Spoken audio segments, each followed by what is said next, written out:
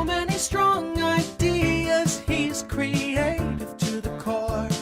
Evan White, cause he's been at it for 20 whole years with plenty to show for his illustrious career. So if you're looking to grow your brand, then Evan White is here. Cause talent tech PR is sure to take you very far. The HR tech space has a fresh face, and it'll make your brand a star. Spinning straw into gold and taking flight, you'll be soaring through the sky at incredible heights with talent tech PR from Evan White. I am obsessed with that intro for ending 2025 into 2026. Welcome to Purple Acorn and the HR Morning Show annual holiday season prediction, where we get the brightest minds in HR together to discuss what we think the hiring, technology, and people space will look like in 2026. I'm Jada Montemarano, host of From the Desk here on the Purple Acorn Network, and I will be leading the discussion today as we look into our magic 8 ball and hope to see a better job market in 2026. Can someone give me that Christmas miracle, please? Because we know how 2025 has been going. We'll dig into how AI changes really work, what happens when candidates have the same tech power as employers, which HR practices are on borrowed time, and what will truly separate organizations that thrive from those that struggle. So I'm excited to be joined today by a panel of guests who don't just talk about the future, they are building it. We are welcoming our whole panel this morning. We have Trent Cotton, Head of Talent Acquisition Insights and Analyst Relations at iSIMS. We have Rona Barnett-Pierce, Founder and Creative Director of Workfluencer Media. Robin Schuling, People and Work Strategist at Velvet Cubicle. Jocelyn King, CEO of Virgil HR. Bill Borman, Global Analyst at Recruiting at AIM Group. And Kyle Lagunas, Founder of Kyle & Co. Welcome to the show today, everyone. Thank you for joining us. I need some of Kyle's energy. Oh, well, why don't you just drink up there, my little friend? Got a little bit of liquid energy in front of me. I've got you. I've got you. I know we're a little the brand. low energy ahead of Christmas, but we're going to get it together. We have the holidays coming up. We have New Year's Eve, and we have our spinny wheel this morning. So we're so excited to walk you guys through some of these different topics of some predictions that we're going to go through in 2026. So everybody out there watching, you can comment below, give us your predictions as we spin the wheel, and then anybody can jump in and give us those predictions. So really excited to have you all here. All righty, let's get the wheel started. We'll do our first spin.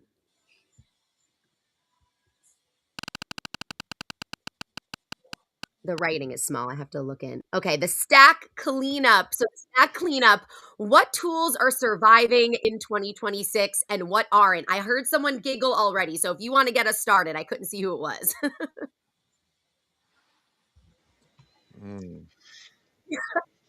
Yeah, I was going to say this has got Lynn written all over it.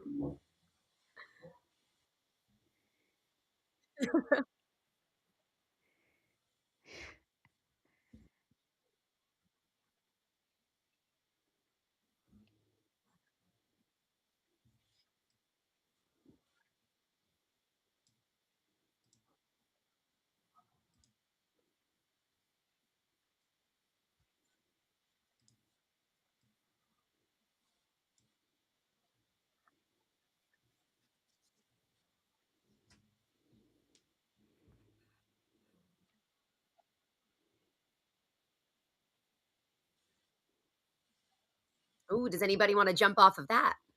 Yeah, Bill. Oh no, is Bill's mic still not working? Still not working.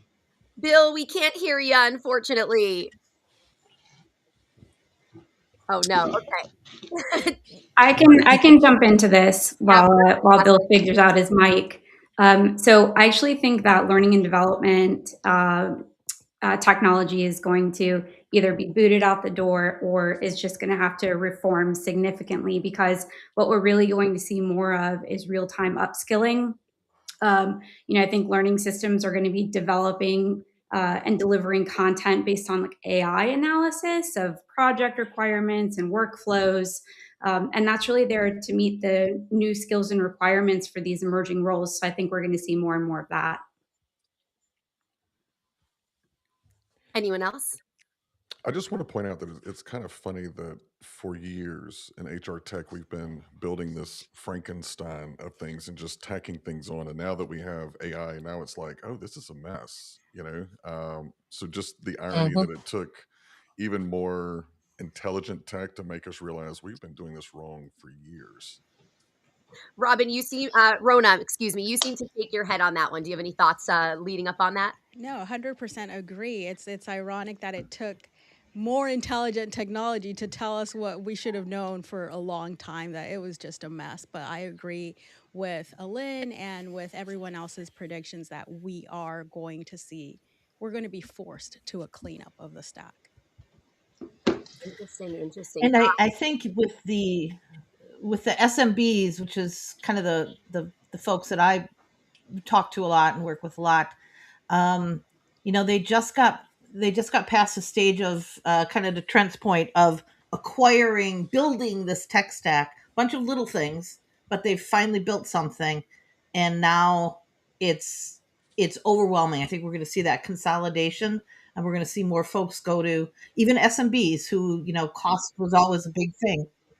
We're going to go to some best in breed solutions.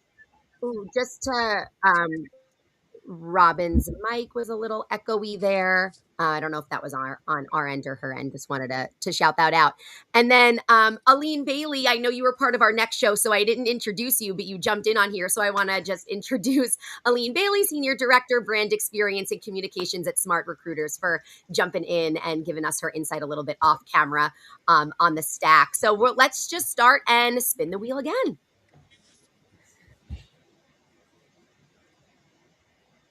We need the Jeopardy music. We really need a jingle here. I'll sing for you guys. I still have the Evan song in my mind. Awesome. So this is the talent leader reality check. So what will talent acquisition, HR leaders be judged on in 2026? Will they have to do more with less? We talked about the tech stack already. What are our thoughts along those lines?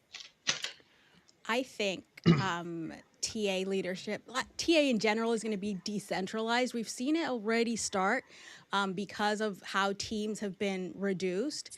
And I think leaders are going to have to work more with hiring managers and people outside of TA who are going to be doing the bulk of the hiring, along with, again, tools like AI interviewing, AI sourcing are going to jump in. But I do think leaders are going to have that challenge of working with people who aren't necessarily TA trained, who are going to be doing a lot of the process. So a lot of cross function communication and all of that is going to be seen. That's my prediction.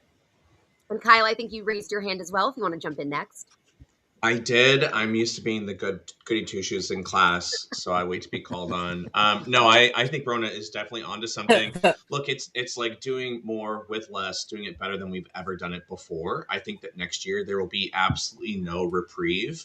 The pressure is going to remain on, and there are still more questions than answers. One thing that I am encouraged by, I had a meeting last week with some TA executives here in Boston, and across the room, and multiple industries represented across the room, people were feeling like there were no more deep cuts coming to the recruiter or to the recruiter headcount, that might be stabilizing, which I think is good news. But now the question is, what are we going to accomplish with these skeleton crews that we're left with? So it's really interesting to have this conversation after talking about the tech stack.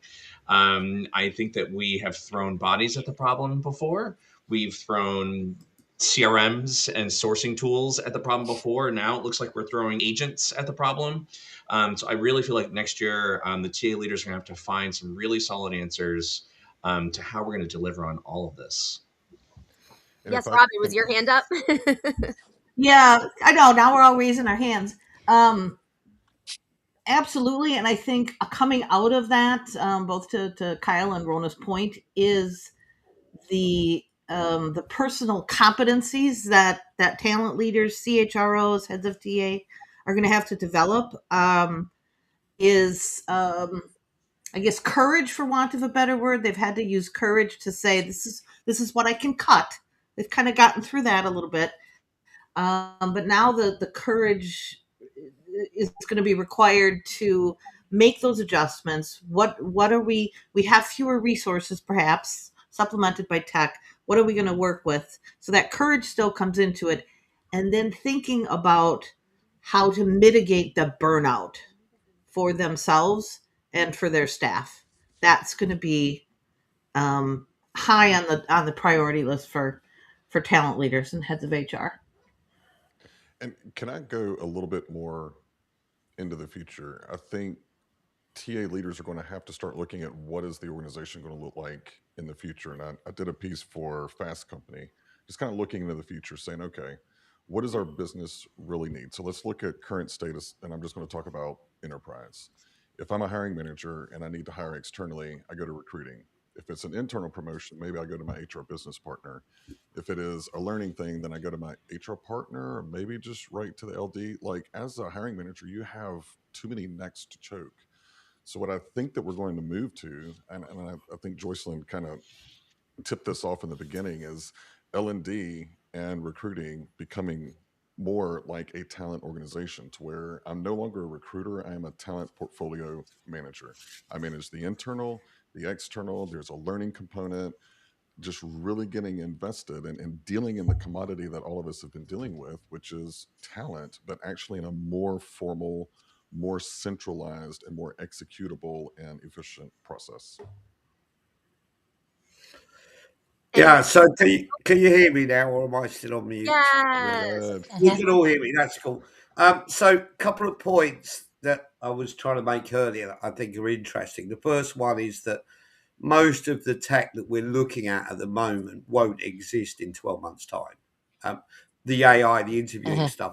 And the reason for that is until we get real clarity over the legal position, you're not getting some really cool technology deployed over the line in terms of deployment. So I think a lot of what we talk about this year is going to be more a year of stability. The other point I would make, listening to the last comments, is I really don't think talent acquisition will exist as a function in 2 years' time. Literally, I don't think there will be a talent acquisition function. So we've got to look at what we're talking about. Now, hiring will still go on, so there will still be a hiring responsibility, and we'll still have a tech bill, but it's going to be a lot more around a talent function. We're already seeing it happen, and I think TA as a dedicated function is going to disappear because most of the work is automated. Bill dropping bombs there. Does anybody have thoughts based on that? I do. I have some thoughts on that. I don't think that companies could possibly move fast enough to restructure that quickly in 2 years' time, even with the automation that we're bringing in. I mean, and you kind of actually made the point here, Bill, that we're going to see a bit of a slowdown with AI, and so much of that is because employers are concerned about liability and the lack of clarity that we have right now on legislation around AI usage for employers. So I think that's actually going to slow some of that down, and it's going to mean, if anything, we'll see more humans. And I just don't think that the TA function is. Yeah, your question there really is, what are those humans going to be doing, right? So it's not saying there's not going to be 100%. humans in that mix.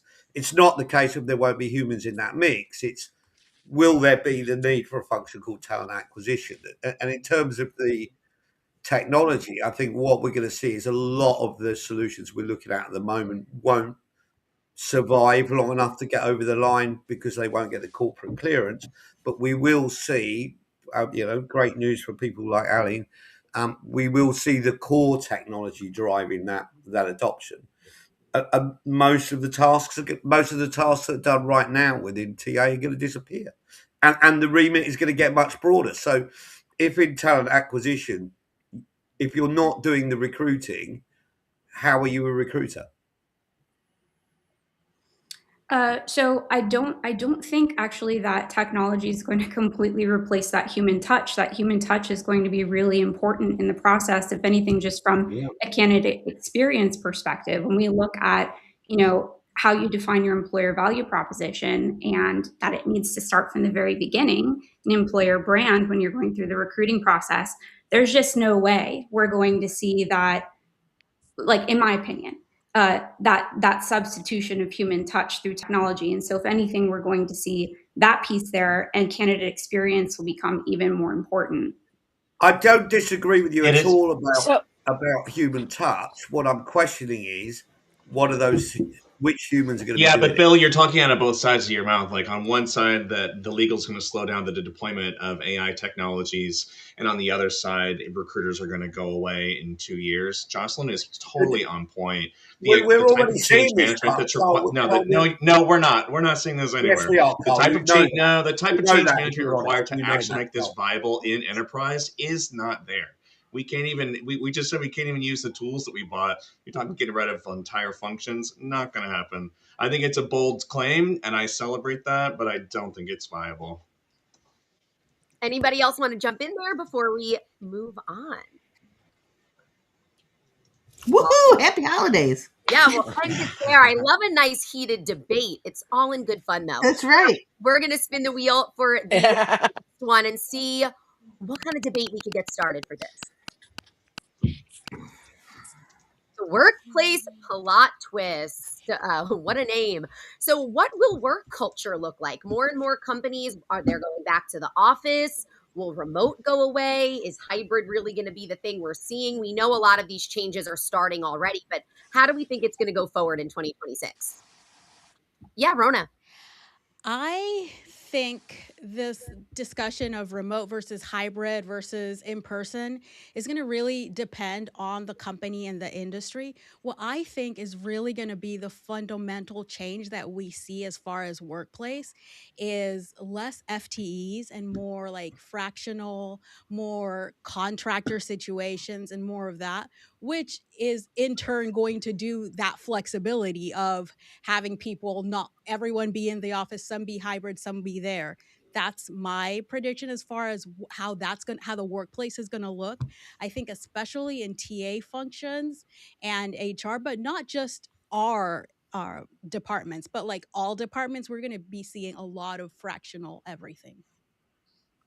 Anybody want to jump off that or have their own thoughts? I think that the fractional isn't going to live for very long. And the only reason why I say this, the only reason why, Rona, because I would agree with you on, otherwise, is just that we're seeing so much fluctuation in legislation on how to classify contractors. And so I think that we'll over time see, and I don't think it's 2026, but I think over time we're going to see legislation that is going to limit employers' ability to hire contractors because the classification audit is going to be so stringent in requiring many of those roles to be employees, but not for 2026. So you are probably spot on for the rest of the year. Interesting. I think it's probably going to be a little bit broader than that as well, because we're seeing so many different classifications of who's actually performing work and how work is organised. So including not just traditional kind of contractors and full time, but gig workers, freelance companies. I'd tie into that as well. People who are taking side gigs and doing extra work, taking on projects. I'm looking at something at the minute within internet tagging where there's now 1 million people doing that as a side gig. So I think we're going to see kind of a redistribution of work to different types of workers. Yeah, And the and job actually, you made a good point about side gig because I do think that we're going to see more employers coming out with policies on moonlighting simply because, from a financial wellness perspective, if people have the ability to do two jobs, it's probably going to be more attractive to a lot of them. But you also made a really interesting point about gig workers and contracting companies. I think we're going to see a lot of outsourcing outside of the US. And we've started seeing a lot of that now, especially with the H-1B kind of mandate that had come out. I think we're going to see more and more of that happening as well, to, if anything, to mitigate some of the issues that employers will eventually have with legislation that impacts their ability to hire contractors here in the US. Do you think, included in this mix, and I'd be interested in what everyone thinks, do you think we'll be counting agentic agents in the same way as we do people in terms of deployment of work? Can you clarify that? I'm not tracking with you. I don't think we won't be counting in the way we think we count now, FTEs, what have you. Yeah. But I think conceptually, I think one of the shifts, again, this is not, over the next, 3 months, but I think one of the shifts for HR leaders, for talent leaders, is shifting from managing the workers to the work and to the workforce. And so there's where HR's role becomes more embedded on what are the agents doing? How is that tech embedded in, quote, the work? And that could be there's an opportunity there for HR. Anyone else on this subject? Cool. All right, let's spin the wheel one more time. I think we have time for one more. Oh, we just did that. Okay, I'm going to come up with my own question to end the show because this is something I kind of wanted to start with. And I know I'll go in order. And I know, Jocelyn, you have to hop off at a certain time, so feel free when you need to. But I basically, in starting the podcast that I do with Purple Acorn working this year, I always ended the show by asking, what was the kind of tip or recommendation for the job seeker right now? I feel like 2025, the headlines were AI and how people can't get a job, right? So I want to go into what we think the headline will be of 2026. What is that prediction? Do we think it's going to still be layoffs, slow job market? A lot of you guys were talking about legislation. Is it still going to be AI? So I'm just going to go down the line. Jocelyn, we'll start with you of what you think the biggest takeaway and headline will be for 2026. Oh gosh. Can I be really selfish for a minute? Go for it. Your time. Yeah. So I actually think we're going to see quite a big headline around compliance.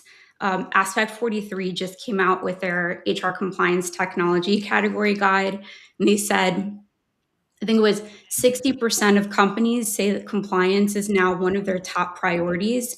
And that was up from 41% from 2 years ago. So especially with these legislative changes, I think that that's going to be a pretty popular trend that we'll see more and more of. Awesome. Does anybody have any thoughts on that, or we'll just keep going down the line? Cool. Bill, you're up. Yeah, so I think it ties into the last section we're talking about, which is looking at how work is changing and how do you fit into that world.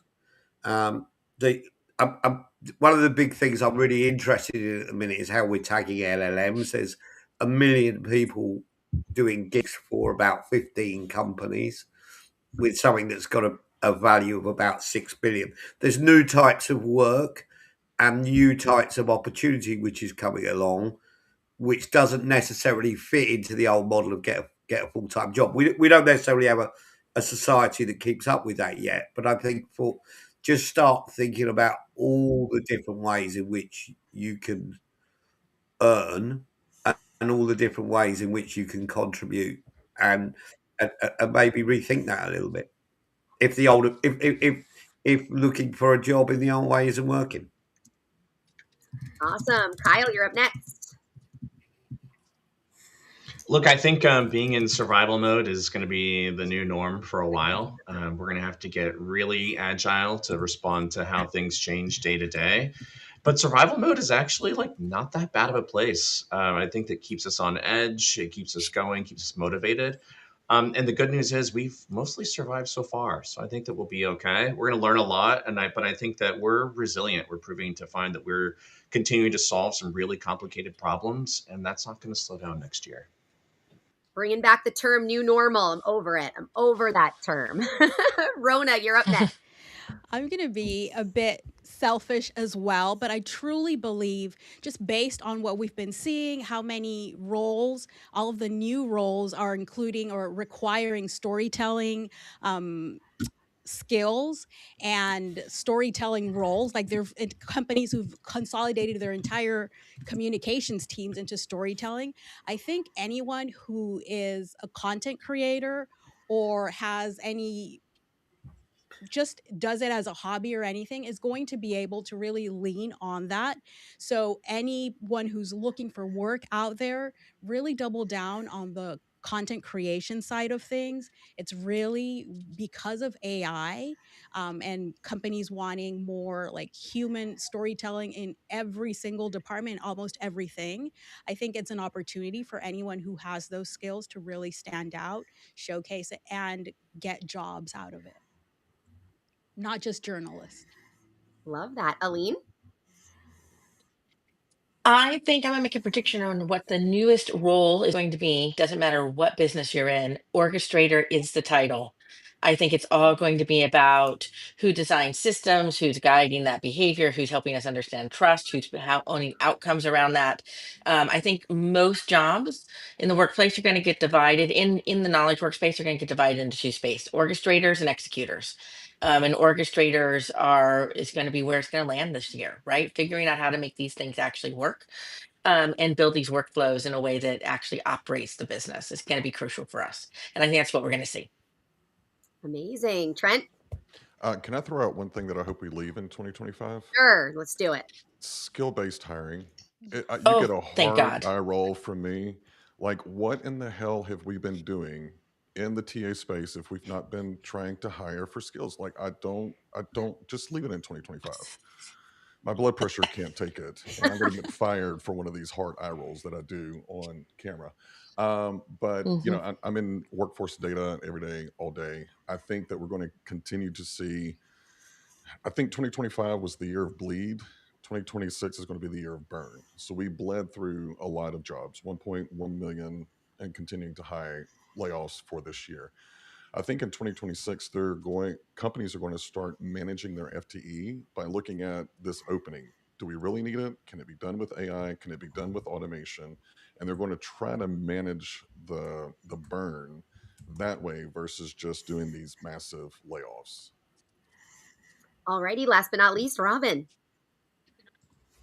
Um, because I think we wanted to do a tip for job seekers, right? Specifically, as well. So this is very U.S. centric, but the day of that one page resume, right, that everybody could read. We always had the stat of a recruiter reading that in 7 seconds. That's gone. Don't worry about your one page resume. Make your resume robust to be read by the AI system that you're applying to. Not crap, not garbage in it, but you can load it up with stuff. That's tip one. Tip two, this comes back to Bill's point about the types of work we're doing. In the US, we need to advocate for untethering healthcare to employment in this new world of work, whatever we do. Hmm. I love There's my both soapbox. of those. As a millennial who is ingrained with one-page resumes and you need a job for health insurance, I love that, Robin. So thank you. And thank you for the panel for joining us today. We truly appreciate all of your insight coming from 2025 going into 2026. I'm hoping for the best out there for all of the job seekers and anyone just in employment. So I appreciate all of your time today. And I think we're going to swap out some new panelists. So I think everybody's going to be coming and going. So I hope you all have a wonderful holiday season and a happy new year. Thank you, everyone. Allyn, are you staying on? I know you jumped in on the first one. You can stay and hang out. Yeah, I had no idea where we're supposed to be. Perfect. I'm just, You can yeah, whatever you stay. need me to do. If you want me to stay here, I can Yeah, hear we half the need we things, need just so more y'all know. Apparently, women Hawaii air. in this panel. So stay on, hang out with us. Okay. Awesome. So, welcome to our next round of panelists here on our live show today. If you are just joining, I'm your host, Jada Montemarano, and we are doing our annual 2025 wrap up looking to 2026 in the world of hiring, technology, and what the people space will look like. I was saying earlier, This year, the job market has been a disaster. So I'm hoping some of you guys will give us a little bit of hope into the future. So I'm going to introduce our lovely panels, as we had Allyn Bailey, part of our first panel, Senior Director, Brand Experience and Communications at SmartRecruiters. We have Orlando Haynes, North American TA Lead and Program Manager at the Mosaic Company. We have Chris Russell, Managing Director at RecTech Media. We have Serge Bourdreau, CRO of Resume Wallet and host of our HR Morning Show. We have Jerry Crispin, Director of Career Crossroads, and John Baldino, President of Humoriso. Welcome, everyone. Thanks for having me. Good morning. Thank you. Thank you. So you guys kind of saw what we did on the first round. We're going to spin the wheel. We have all of our topics back because fresh perspective. So we're going to spin the wheel and see what your thoughts are for 2026. Let's see. The human backlash. So we want to go and talk about the employee side. Are we going to see burnout? Are employees going to fight back? Are there going to be any major changes when it comes from either those who are working, or I guess we can also include the job seeker as well? Anyone want to jump in first? I can jump in, Jada.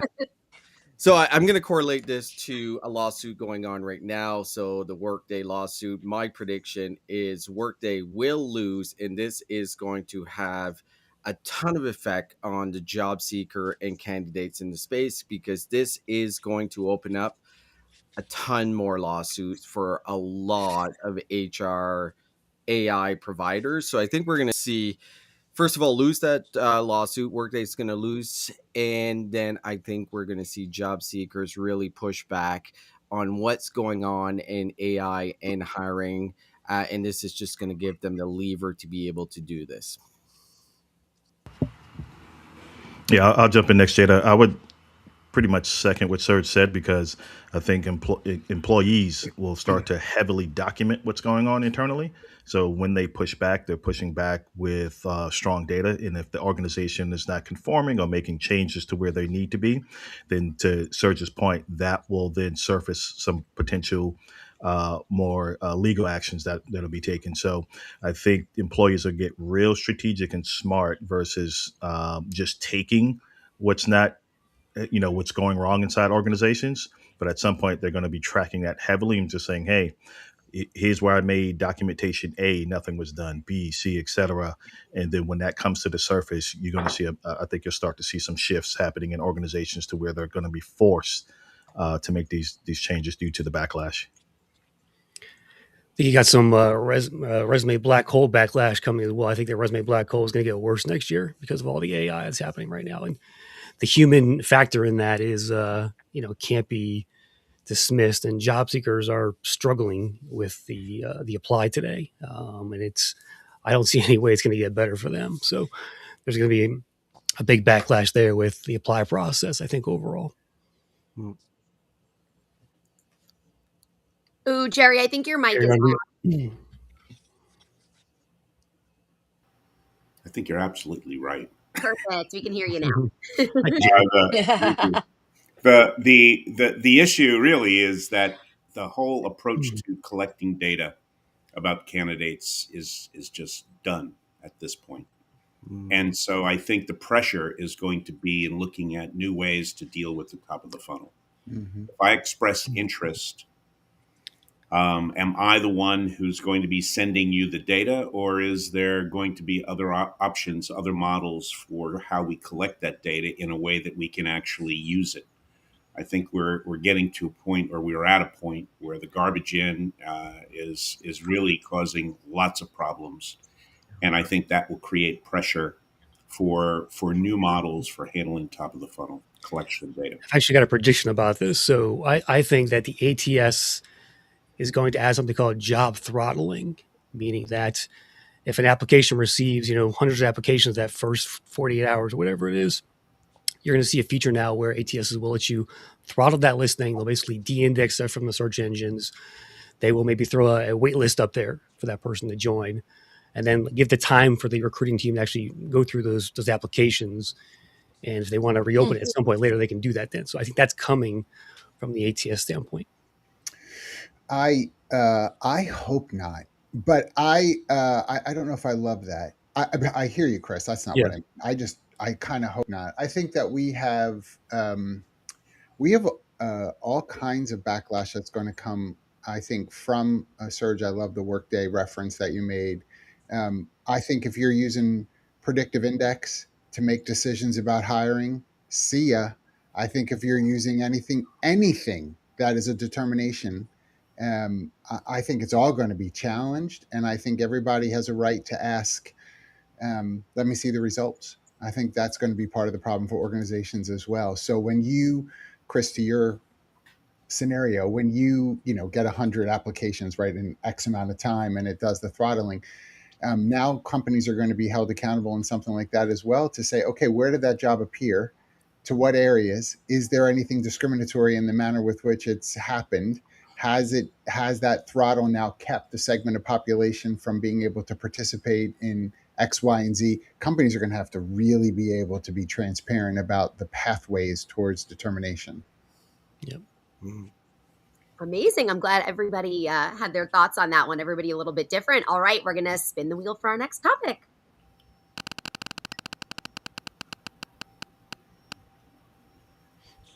This will be the headline. So I kind of ended the last segment with everyone. So we could kind of start with this one with what you guys think will be the headline for 2026. So I'm going to go kind of in order of everyone and go down, and you guys can pick anything of what you think 2026 will be focusing on. We talked a lot about AI and job insecurity this year. So is that continuing? We'll see. So John, we'll start with you up top. Oh gosh. So I still think it's going to be doing more with less, at least for the first half of next year. I don't see how that will change. So I think organizations really have to sort of double down.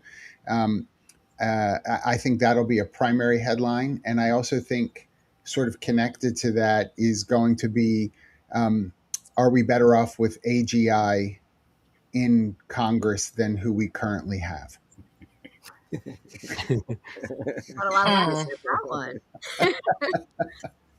Allyn, did you have another headline that you could add in for this one? Oh, yeah, I got a million headlines. Yeah, I think this is maybe my wishful thinking. I think we are finally gonna bury the term and have the term human centric AI go away. I think that we're starting to understand this is much more about human judgment, human accountability, human creativity. But this idea of human centric for a technology infrastructure makes very little sense, and I think that we're starting to figure that out. It's about decision velocity. It's about our ability to trust, which is what we talked about in the beginning. I think it is about people's ability to figure out where their identity is and where they fit into this picture. But this idea that we're going to train and have machines that behave and think like humans does not make a whole lot of sense. They are machines, they're logical, they're supposed to do what logic does. And it's less about making them human centric and more about our accountability and judgment and usage of them. Love that. So that's my Chris, wishful thinking. I Kill the term. I hate it. we need a little bit of positivity, so I appreciate it. Chris, what about you? Maybe a little controversial, but I think maybe the full-time job is kind of seen like its peak almost in this era. I just have this feeling that the full-time job will be more the exception rather than the rule going forward here. People doing more with less, so we may have peaked in that department there, I don't know.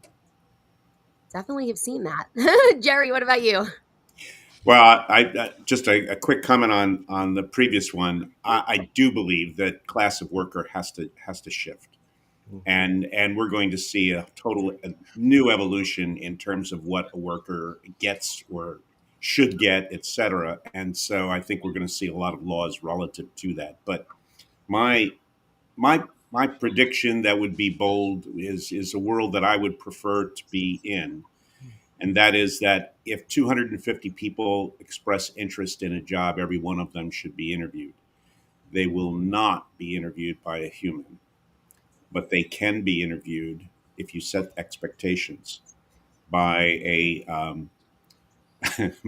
by by an avatar or what have you that will be friendlier, more capable of focusing in on the job itself for the 250. No human would ever be a very good interviewer for 250 people for a single role when they got another 22 roles that they got to fill. Hmm. So I really do believe that the top of the funnel has to be changed in terms of how we approach it. And I believe that agents are pretty much on the cusp of being able to do that kind of interview if you set the expectations properly. And then people will prefer that over a human. Yeah. One Yeah. company will do that Hmm. next year, I believe. Like someone's going to start doing that. I wonder who it is, though. There are Have a several. prediction on who? Mm-hmm. Mm-hmm. I completely agree with Jerry on that particular point. I think, first of all, I did not think that would ever happen. But if we look at what a talent practitioner is doing right now, for most HR departments, is recency is the last resumes that they look at when they open their ATS is who they initially screen. I know that's not ideal, but that's what's really happening in the world right now. So I think in a world where we can set proper expectation, and I do think it needs to be a human at the top, it might be a message, a video from the hiring manager saying, hey, here is the challenge that we have. We're getting a lot of resumes, and we have put this process in place to give everyone a fair shot. Hence the reason that we're using this AI avatar interview process. I think most job seekers that are very jaded about being ghosted are going to jump on board. I think that's going to happen. I think it's probably happening right now. Um, I can jump into my prediction if you Yeah, want, Jada, go as for far it. as what that looks like.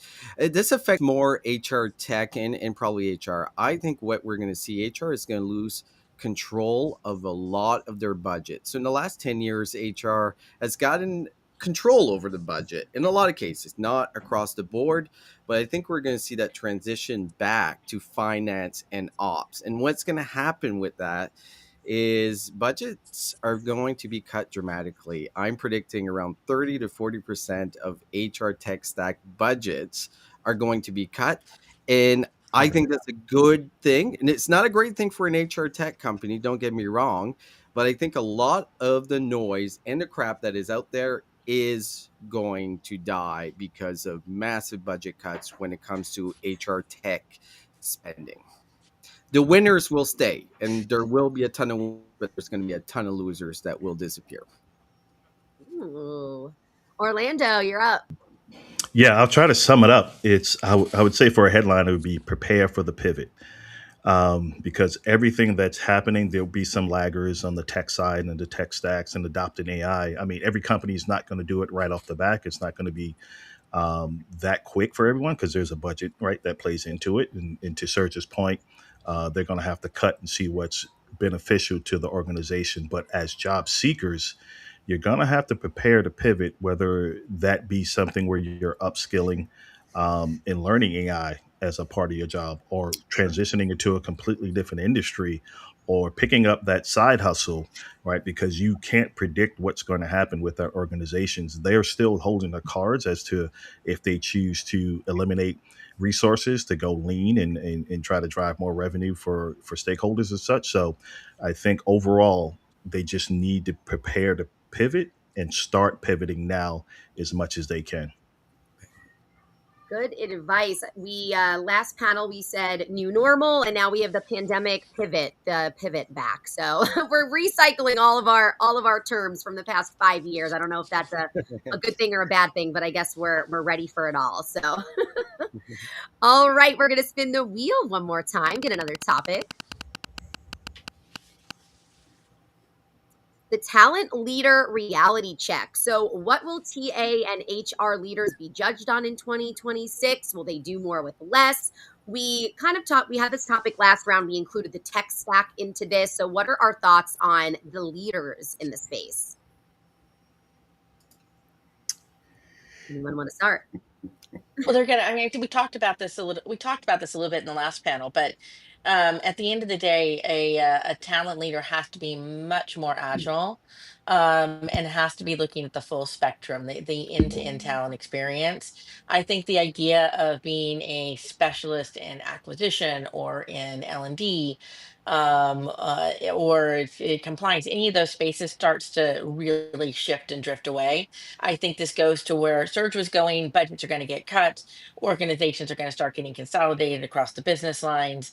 We're going to start seeing more and more agentic usage, allowing hiring managers and business leaders outside of the TA space be able to do what we would normally have considered actions and behaviors that were responsibilities of talent in the talent space happening in their own flow of work, which means talent leaders there's going to be less of them.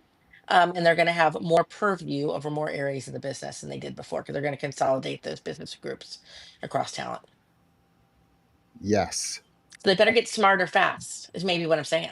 Oh, I mean, I hope they get smarter, right, Allyn? I don't know. I think that it's going to be a lot more, believe it or not. I think if you're going to stay relevant, I think we have to be very thoughtful about being hyper personalized for the talent development that'll need to happen. And so when you have a larger team, I think Allyn's point is well made in that you're going to have an individual who's overseeing more individuals, more teams. In some of this doing more with less, they're going to really need to lean in on some tools that will help them be hyper personalized to maintain levels of performance and engagement. And engagement has stunk for decades. We have to really just own this. It's, we look for 34 to creep up to 35 and we think we've like hit the lottery. It's always been really, really low. What I would say though is I think we have individuals now who are saying enough. I need to be looked at for me. And what are you going to do as a talent leader to help encourage my development holistically? Yeah, Not the number of widgets. that's the folks in the middle, though. At least what I'm hearing. Yeah. The folks who are really the head of TA, the challenge they have, I think, is to step back and start focusing on or refocusing on mission, vision, and values. They need to reimagine how recruiting is going to be in the future. And they're going to have to sell that upwards. And they're also going to have to, obviously embrace those people who are left in their team to deal with that. There's no doubt in my mind that there will be a significant increase in how operations works within human resources, if there's still a human resources. Yeah.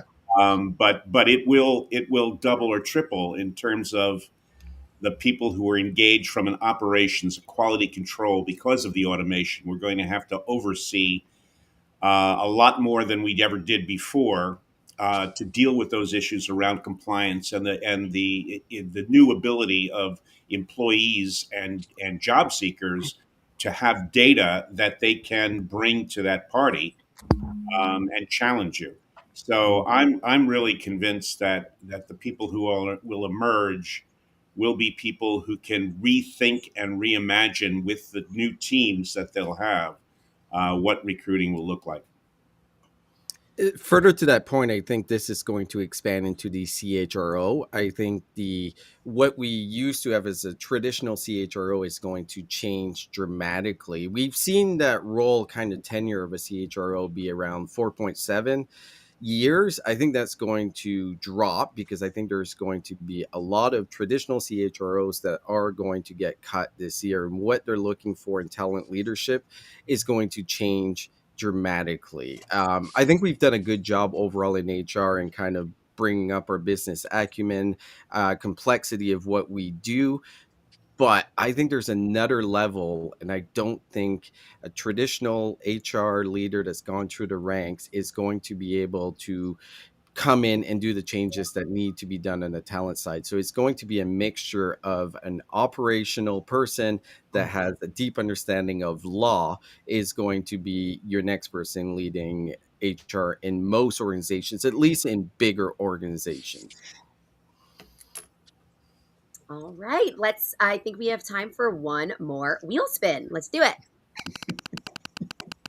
We do need the music, Jada.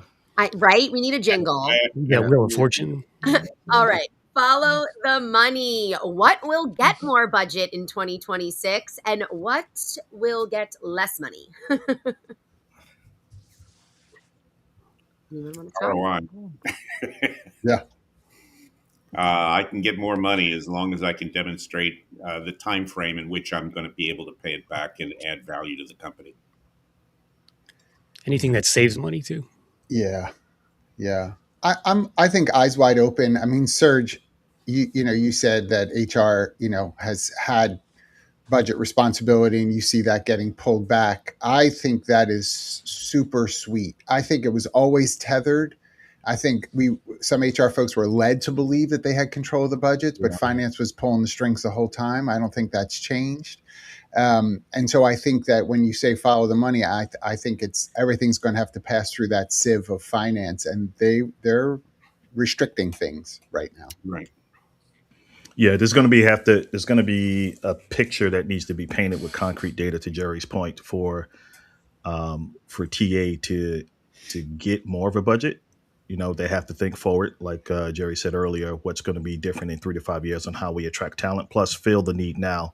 But they're going to have to really look at taking extreme ownership at the table and have more of a voice to the executive team to say this is why we need it. And here are companies similar in our ecosystem that are doing what we're doing and capturing the top talent, quote unquote. I wish that's a term we get rid of as well. Top talent to say, if we're going after the same level of skill set, what does our EVP look like? What does all these things look like? And just because we're trying to improve tech stack, but the culture and everything else is still, terrible, for lack of a better term, the dollar amount won't make a difference, right? The dollar amount won't make a difference, but to capture any kind of more budget from the CFO, you're going to have to paint such an incredible picture for them to look at, because the scrutiny around the ROI is going to increase.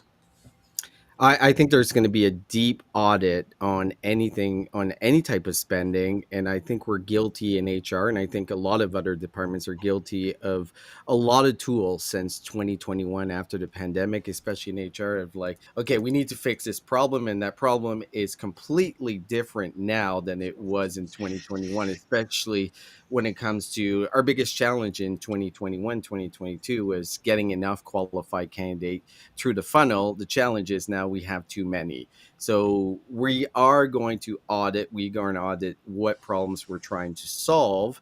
But in auditing, I think this is where we're going to figure out that a lot of the tools that we have bought in HR in the last 4 years, we're actually not using. Like even things like if you did an audit of your organization's LinkedIn recruiter licenses of how many people actually use it, you would be shocked. The numbers are dramatically low. And I think that's across the board. I think we had some very eager TA folks and HR folks, which I appreciate, but we got a lot of tools that were, like, lack of a better word, were garbage. And we just kept renewing it because not renewing was easier than renewing it. So I think going back to that earlier prediction that we're going to see a drastic cut in budgets, I think a lot of it is going to be tools that are just not being used that we bought 3 years ago and we keep renewing every year. And this is the year that ends for a lot of organizations.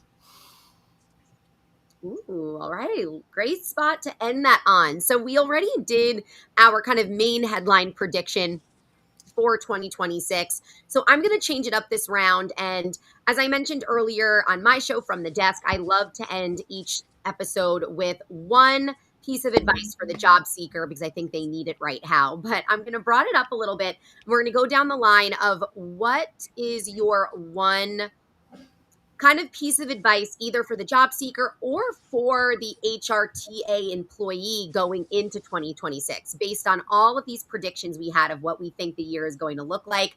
If you guys have a piece of advice that you would want to give. So I'm going to go backwards now. Orlando, we'll start with you if you are ready and have a piece of advice. Yeah, so for TA leaders, that's a great question, Jada. So for TA leaders, I think I'll steal a little bit from Rona. She mentioned it earlier from a content creation standpoint. So how do you tell the brand story from a real perspective to capture those people? Because ATSs and all that stuff, they don't attract talent. That's why it's called applicant tracking system. It's not called applicant attracting system. So I think if they come up with their own ecosystem of being a media company to tell the brand story and increase their output of content, that really, if they have a great culture, they'll start to get the right people into the organization. So TA has to make a complete shift and take, like, again, extreme ownership. Stop being order takers and lead the charge. Fight the fight. All right, Serge, you're up. I'm gonna come out completely out of left field, and so my advice for job seekers here is figure out OpenAI and figure out ChatGPT. And what I mean by that, I have some deep predictions that OpenAI. There's been a lot of rumblings on what they're trying to do in the talent space. I think we're going to start seeing some movement this year, and OpenAI, ChatGPT, and other AI tools are going to become the job marketplace. They're going to become the place that people try to figure out how to get a job and where to get a job and potentially get a job. Uh, OpenAI is going to do some major acquisitions, and I think the biggest acquisition, and this, I love doing predictions because we're not going to look at it next year probably, so no one will know if I'm right or wrong. OpenAI is going to buy a major tool in the space that we all know, and that tool is going to be eightfold. And there is going to be other acquisitions coming down the table. So, bold prediction: OpenAI is going to become the new job marketplace, and with that is going to be some major acquisitions, including eightfold. Well, now that we have it on record for next year's Mm. prediction show, we're pulling this up and we're going to see if Serge is right. Allyn is How do you like, spell no eightfold, Serge? Yeah, I'm right now. way. Yeah, I'm like, yeah. Anybody know who they are? Because, yeah, okay, yeah. All right, Jerry, you're up. Yeah, God, I hope you're wrong, but it's Probably Jerry. I will. but I love the fact that you're willing to go there. So I think I really do think it's great. I'm convinced that from the job seeker and the internal TA leaders, you're going to have to come to grips with what I call radical transparency. Mm. There's a real issue here in terms of Hmm. how I, as the company, am using AI to better understand who you are, and yet I'm concerned that you're cheating because you're using AI Hmm. to better understand who I am, and to put your best foot forward. And we're going to have to be clear about what we're doing and what we accept of you if we're the employer, and vice versa. Obviously, a piece of Mobley is the belief that Mobley is ascribing the power of the technology itself to make decisions independent of the company, and that's part of the reason why we have a class action suit going on. Hmm. So there's going to have to be, in my opinion, better communication between both parties, and increasingly we're going to see the job seekers getting the kind of education about how they can be more assertive in relation to getting the job, or at least getting up to bat for that job and competing for it rather than being ignored. And so I'm convinced we're going to see much more radical approach to transparency. I want to ask, how many people have you hired that look like me in the last 5 years, and where are they now? And a lot of people will never ask that question in reality, but increasingly you're getting access to data that could Hmm. allow you to get that answer, independent of anything else. And we're moving in that direction. I agree. There's too much secrecy out there. We all have access to all this information. We all know what's going on. Just be honest about it in any industry. I agree with that.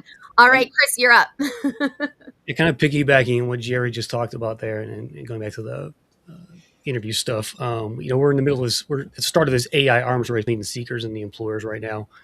So my advice for TA would be to go out, find yourself a nice AI interview tool, and pledge to end the resume black hole.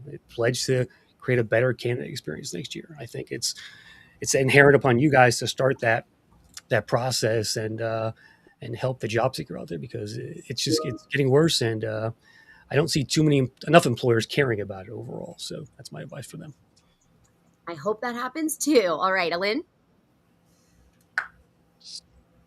Actually, I think this leans into what just about everybody's been talking about, both Serge and Jerry and Chris and team. I think for both TA and for candidates and individuals looking out there for work, we've got to deal with what I'm calling the progress tax, right? Which is there is so much happening. It's changing. The technology is changing how we're connecting people to work, how people connect themselves to work, whether it be figuring out how to leverage open AI, because that's heading your direction, whether that is about figuring out how to actually make tools and systems integrate effectively so that we can have full visibility into data and we can share that data across the um, internally and externally.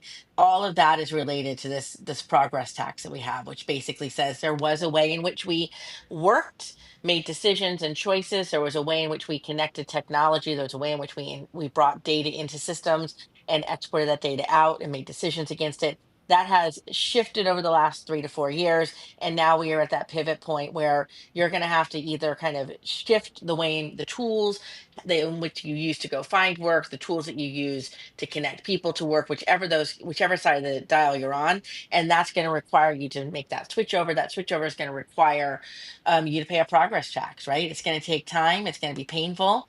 I think it's going to be a year where people are not going to be feeling the warm fuzzy, but that's because we have something in the learning field called the zone of proximal development.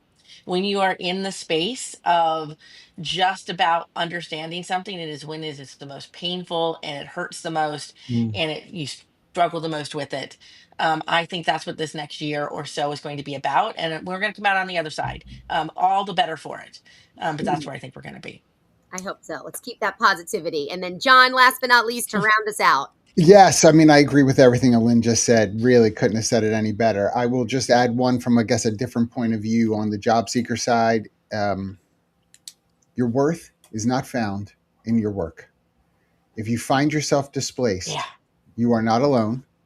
And having to take a role that might feel like one step back in order to make ends meet for your family, for the needs that you have, it's not a life sentence. Take the role, make it into the awesomeness that you can, and keep looking for that next opportunity. You are not defined by your work. I think that is the best piece of advice to end on, especially after this past year. Myself alone working in the entertainment industry, all of my friends have been out of work this past year. So I love that advice to end on. I hope that it gets better for everyone out there and that we can add a little positivity to everyone's life during this holiday season, because I know once we look to the year ahead, we get excited and then it feels like we always get disappointed every year, but we're going to hold out hope. We're going to end 2025 off right. I appreciate all of you for joining our show today. To our other round of panelists, to everyone watching live out there, this will be recorded as well, so we could put it up to look back on and call out Serge next year to see if his prediction is right. So appreciate all of you. I hope everyone watching has a happy holiday, happy new year. Thank you everyone for listening. And the future of work isn't something that happens to us. It's something we design clearly from all of our panelists. So take it upon yourself, take that advice out there, and we're hoping 2026 looks better out there in the workplace for all of us. So wishing you guys a great holiday, and we'll see you in 2026.